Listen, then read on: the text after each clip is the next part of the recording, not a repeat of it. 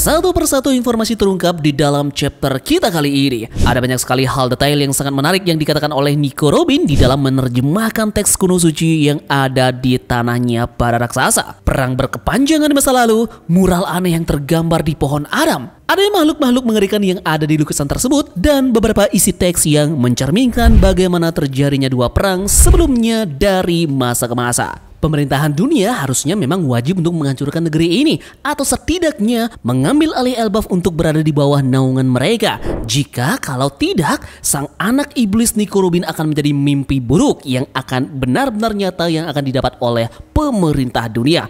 Karena di pulau inilah akan terungkap fakta sebenarnya tentang apa yang sudah terjadi dan sejarah dunia akan secara gamblang disuarakan oleh arkeolog yang menghidupkan kembali jiwa-jiwa Ohara yang tak akan pernah bisa mati.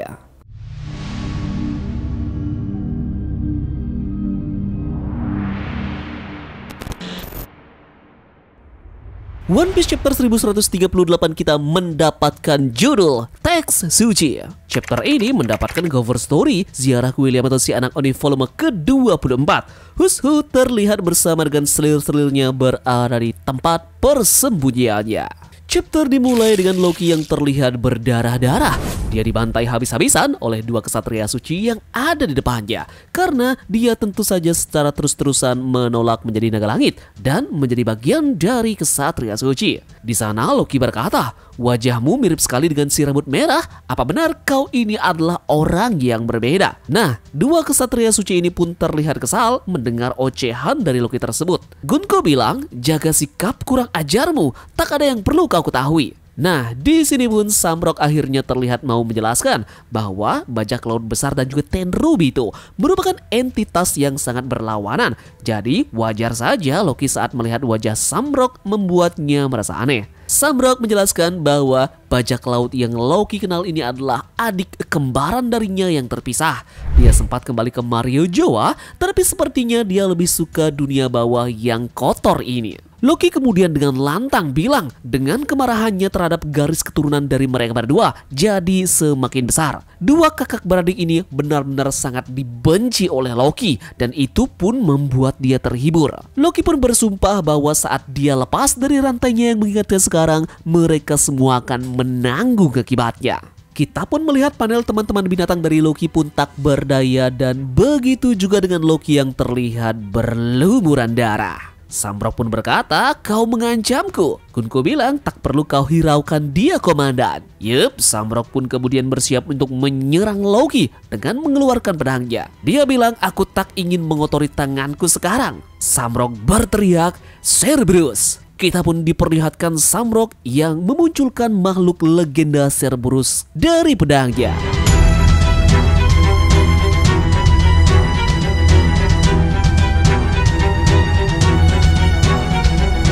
Satu panel pun memperlihatkan bagaimana wujud dari Cerberus dengan memperlihatkan 3 kepalanya dan juga terdapat awan hitam yang mengelilingi makhluk tersebut. Loki berteriak, "Makhluk apa itu?" Samrock menjawabnya, "Ini adalah pedangku." Kita pun diperlihatkan Cerberus ini mengeluarkan pedang dari mulutnya dengan tampilan yang benar-benar garang.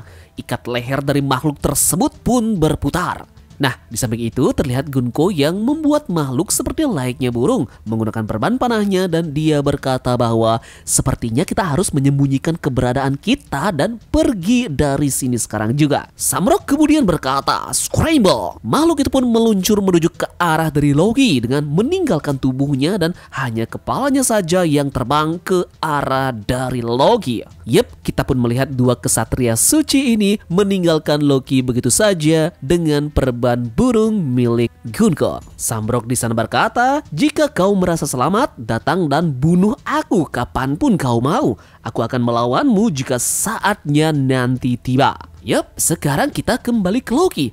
Kepala dari Cerberus itu pun kemudian secara cepat menuju ke arah dari Loki, bersiap menghunuskan pedang di mulutnya. Loki berteriak di sana, bahaya kalau makhluk tersebut sampai menusukku. Namun, pada akhirnya makhluk tersebut pun menancapkan pedangnya ke tubuh dari Loki dan Loki berteriak, "Sialan!" Nah, di sisi yang lainnya, kedua kesatria suci itu pun langsung menjauhi Loki dan di sana mereka berkata bahwa untuk sekarang mencoba menguasai para prajurit Elbaf akan jadi sulit. Mereka akan mulai untuk menangkap anak-anak dan mereka berencana untuk memanggil satu orang anggota mereka lagi.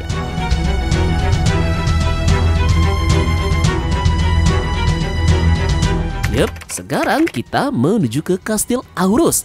Di sini terdapat lanjutan cerita tentang Luffy yang melihat keberadaan dari para raksasa penjaga kastil tersebut yang sepertinya terluka dan juga berlumuran darah. Luffy pun mendapatkan informasi yang mengejutkan dari raksasa yang terluka itu, bahwasanya mereka terluka dikarenakan Akagami menyerang mereka tanpa sebab yang jelas. Tentu saja ya, Luffy marah sekali mendengar hal tersebut. Raksasa yang terluka kembali menerangkan bahwa namun sepertinya dia juga tak yakin apa yang dia lihat. Namun tak salah lagi, sepertinya itu adalah memang Shanks. Raksasa pun mengatakan bahwa Akagami memang sudah beberapa kali mengunjungi pulau raksasa tersebut. Jadi mungkin saja itu memang adalah dia. Nah, Luffy lantas tentu saja menolak penjelasan tersebut dengan mengatakan bahwa bagaimana jika dia hanyalah mirip dengan Shanks. Sekalipun raksasa ini berkata jujur, Luffy juga tak akan percaya bahwa itu adalah perbuatan dari Shanks. Akagami tak akan pernah melakukan hal yang sekeji ini yang raksasa bilang. Nami pun tersenyum mendengar kata-kata dari Luffy dan sepertinya dia sangat mempercayai Shanks.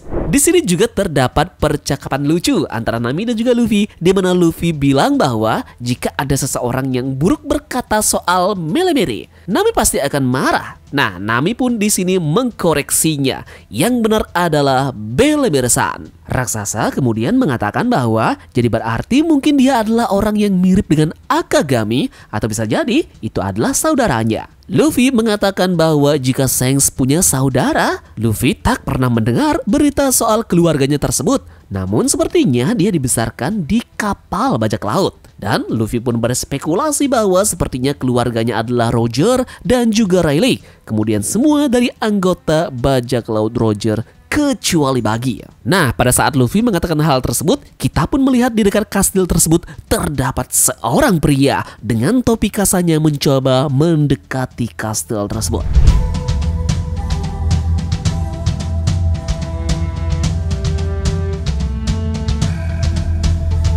Sekarang kita beralih ke pohon harta karun Adam, di mana di sini adanya Franky dan juga Ripley yang sedang berbicara. Nah, mereka terlihat di sini berkeliling pohon. Franky juga sempat diceramahi oleh Saul dengan mengatakan bahwa ini adalah pohon suci, jadi jangan asal menebangnya. Nah, jadi sepertinya terlihat di sini Franky bercanda bahwa dia ingin sekali mencuri sebagian dari pohon tersebut. Namun nanti dia akan membawa sangat banyak bawaan. Yep, kita pun melihat Franky yang sepertinya melihat sebuah mural dan bertanya kepada Ripley. Ripley kemudian menjelaskan bahwa itu adalah coretan yang dibuat oleh anak-anak sejak zaman kuno yang diukir di dalam kulit pohon yang membatu. Nah, di masa sekarang dikarenakan nilai historisnya, coretan ini pun dianggap sebagai warisan budaya negeri ini. Diperkirakan sorotan ini dibuat sekitar 800 ataupun 900 tahun yang lalu.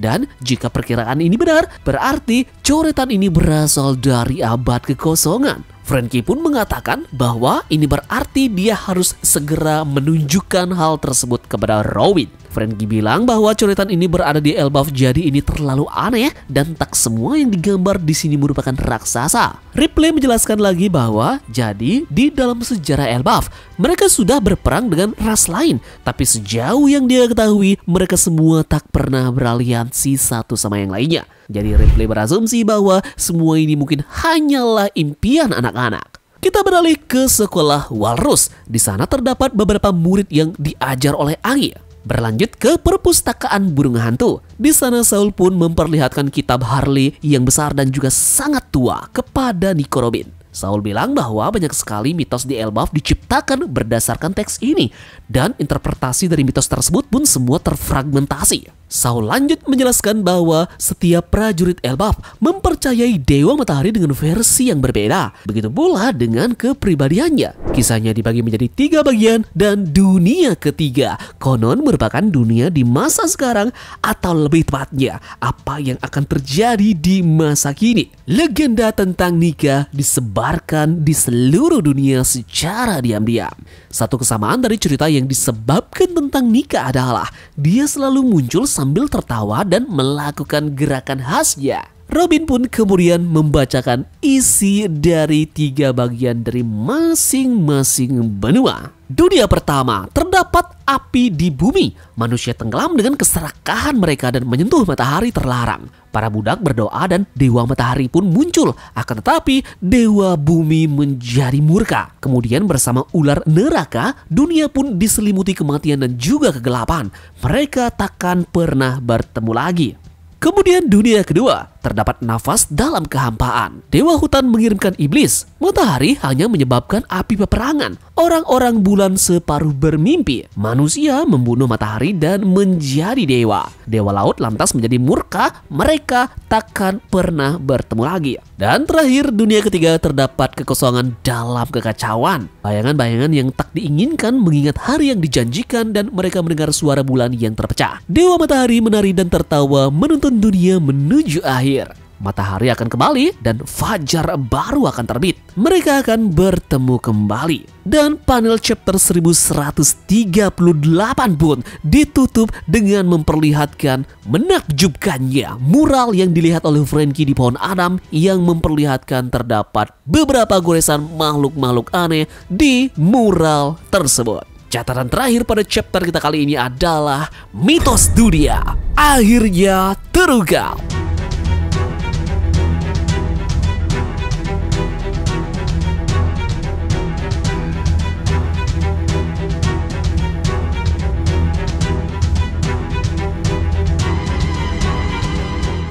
Chapter yang benar-benar luar biasa ya. Kita disuguhkan banyak sekali misteri yang sudah terungkap di dalam chapter kita kali ini. Dan salah satu yang paling menarik tentu saja terungkapnya status dari Samrock dan juga Shanks pada chapter kali ini. Ternyata mereka berdua adalah saudara kandung. Namun masih belum dijelaskan apakah mereka berdua ini memang lahir dari ibu yang sama atau nasib yang dialami oleh mereka berdua seperti halnya Loki dan juga Hairudin, di mana mereka bersaudara namun beda ibu. Pastinya kemungkinan besar ibu dari Shanks ini bukanlah seorang naga langit, melainkan hanya ras manusia biasa yang bisa jadi ia adalah budak dulu yang ada di God Valley atau semacamnya. Ini terkait juga dengan bagaimana kisah dari Ginny yang juga diculik, dieksperimen hingga dibuang kembali namun melahirkan seorang anak yang diboni. Nah, jadi diduga kuat kisah dari ibu Shanks ini juga bernasib sama seperti yang dialami oleh Ginny.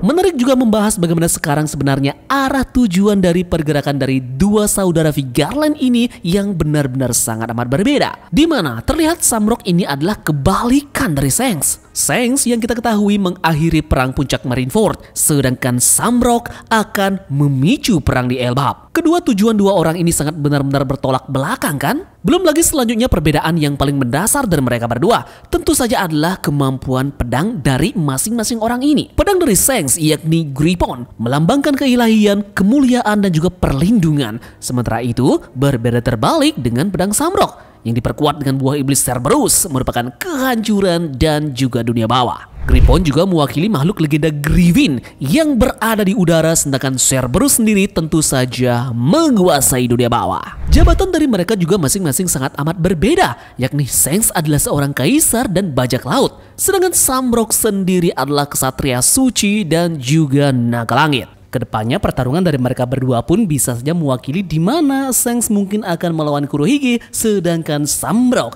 mungkin akan bentrok dengan Luffy di Elbap nanti. Shanks terlihat menangkap Loki untuk menyelamatkan Elbap, sedangkan Samrock kebalikannya ingin membebaskan Loki dan menggunakannya untuk menaklukkan Elbap. Dan yang terakhir adalah Shanks menaklukkan hati Elbap, berbeda terbalik dengan Samrock yang ingin menaklukkan Elbap dengan paksa. Yup, jadi sekian pembahasan Tamagon mengenai review chapter 1138 ini. Besok kita akan analisa mural aneh yang kita lihat di chapter kita kali ini. Jangan lupa bunyikan lonceng notifikasinya ya. Dan terima kasih sudah menonton. Like dan share-nya ditunggu. Terima kasih. Sekian dari Tamagon dan turunkan jangkar. Mari kita berlabuh.